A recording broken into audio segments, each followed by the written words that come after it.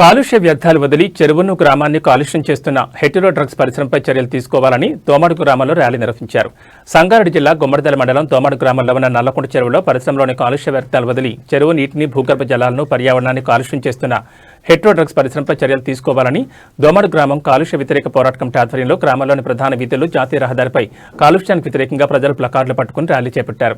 ఈ కార్యక్రమంలో టీపీజేఏసీ నాయకులు వై అశోక్ కుమార్, కన్నిగంట రవి, శ్రీధర్ మహేంద్ర, చంద్రారెడ్డి, దోమాడుగు గ్రామ కాలుష్య వ్యతిరేక పోరాట కమిటీ కన్వీనర్ బాలరెడ్డి, మంగయ్య, జయమ్మ, స్వేచ్ఛారెడ్డి, గ్రామ పెద్దలు, మహిళలు, యువత, చిన్నారులు తదితరులు పాల్గొన్నారు.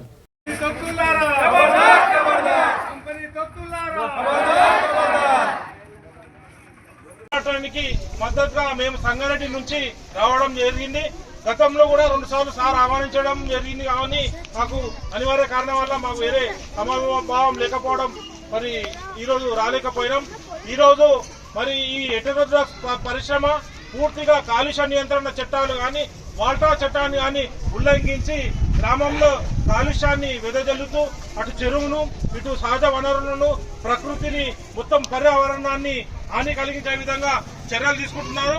ఈ బడా పారిశ్రామికవేత్తలు, కార్పొరేట్ పారిశ్రామికవేత్తలు అన్ని రాజకీయ పార్టీలకు చందాలు, ఎలక్షన్లో చందాలు ఇచ్చి ఈరోజు మన గ్రామీణ మరి సహజ వనరులను మొత్తం విధ్వంసం చేస్తూ ఈరోజు మరి మన గ్రామాలన్నీ, చెరువులన్నీ కాలుష్యం కావడానికి కారణం అవుతున్నది. ఇప్పటికైనా ఈ పోరాటం తప్పకుండా విజయం సాధిస్తుంది.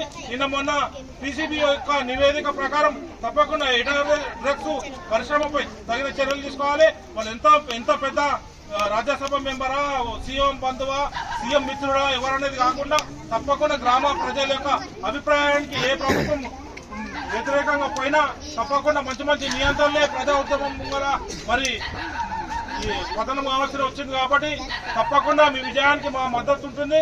తప్పకుండా ఈ విజయం ఎంతవరకు వెళ్ళినా మరి గ్రామాన్ని కాపాడుకోవాల్సింది మీ అడుగుజాడల్లో మేము కూడా నడుస్తామని తెలియజేస్తూ, చిన్న పెద్దలు, మహిళలు, యువకులు మరి గ్రామ పెద్దలందరికీ మరోసారి మరి మీ యొక్క చైతన్యానికి, మీ పోరాటానికి మా యొక్క సలాం తెలుపుతూ ఈరోజు తప్పకుండా ఈ మన ద్వారా కానీ అది తప్పు అని చెప్పేసి జనవరి 1 నాడు ఈ సంవత్సరం ఇచ్చినటువంటి పీసీబీ అధికారుల నివేదిక చాలా క్లియర్ గా ఉంది. అందులో హెటెరో డ్రగ్స్ యూనిట్ నుండి వస్తున్నటువంటి ఎఫ్లూయెంట్ వల్లనే, అంటే కాలుష్యం వల్లనే దోమడుగు వ్యవసాయంలో పాడైపోయిందని, గాలి కాలుష్యం అయిపోయిందని, భూమి కూడా కాలుష్యం అయిపోయిందని, గతంలో 2013లో కూడా అట్లనే జరిగితే మేము నోటీసులు ఇచ్చామని కూడా చెప్పారు. అప్పుడు చర్యలు తీసుకున్నప్పటికీ దాన్ని పాటించలేదు. క్లియర్ గా పీసీబీ రిపోర్ట్ లో ఉన్నది. మరి అయినప్పటికీ మనకి ఇక్కడ అనుమానం ఏమిటి అనంటే 2013లో కూడా ఇదే రకమైన రిపోర్ట్ ఇచ్చింది పీసీబీ. ఆ రోజు ఇంకా అదనంగా చెరువు నీళ్లను ఖాళీ చేయండి, ఆ తర్వాత దాన్ని మట్టిని కూడా తీయండి అని చెప్పి ఆ రోజు చెప్పారు. 32 లక్షలు వాళ్లకు దానికి డిపాజిట్ గా మీరు చేయకపోయినట్టయితే బ్యాంక్ లో మీరు తప్పనిసరిగా డిపాజిట్ చేయాలన్నారు.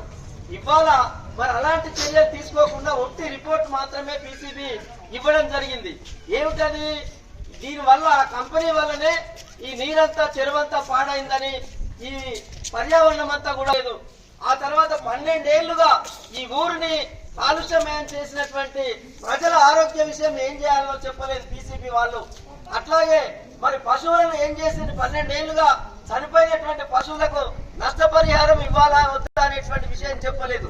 అందుకనే ఇవాళ మీరంతా కూడా ఒక సమీకరింపబడి దానికి వ్యతిరేకంగా వెంటనే మరి 12 ఏళ్లుగా మా ఊరిని, దోమడు గ్రామాన్ని అంతా కూడా కాలుష్యం చేస్తున్నటువంటి కంపెనీని మూసివేయాలనేటువంటి డిమాండ్ అట్లాగే ఉంది.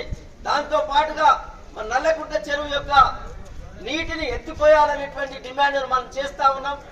అదే కాకుండా దాంట్లో ఉన్న మట్టి ఏ రకమైనటువంటి చర్యలు తీసుకుంటారు, ఏ రకమైనటువంటి పెనాల్టీ వేశారు. తప్పు చేసిన వారికి తప్పనిసరిగా మరి శిక్ష అనేది ఉండాలి. శిక్ష నిర్ణయించలేదు, కేవలం జరిగిందని మాత్రమే చెప్తున్నారు. ఇది సరి అయింది కాదు. అందుకనే పీసీబీ పైన మనం ఖచ్చితంగా ఒత్తిడి చేయాలి.